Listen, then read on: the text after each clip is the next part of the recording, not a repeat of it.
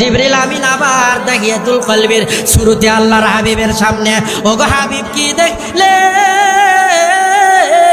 আল্লাহর হাবিব বলে, গোটা দুনিয়াটা তো অন্ধকার ওগো আল্লাহর হাবিব, আমার চেহারা ওপেন করার মতো জায়গা এই দুনিয়াতে নাই।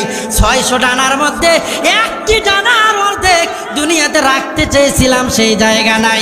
আমারে যদি দেখতে চান ওই সিদরাতুল মুনতাহায় যাইতে হবে।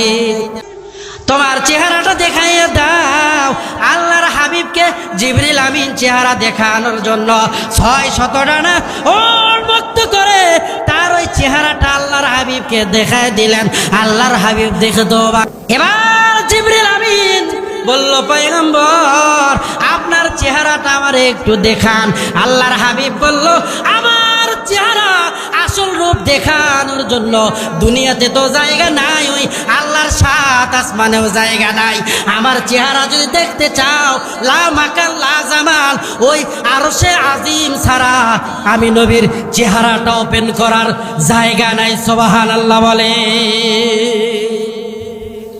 আল্লাহর হাবিবের শানে আল্লাহ এমনি আজিম শব্দ ব্যবহার করেছেন।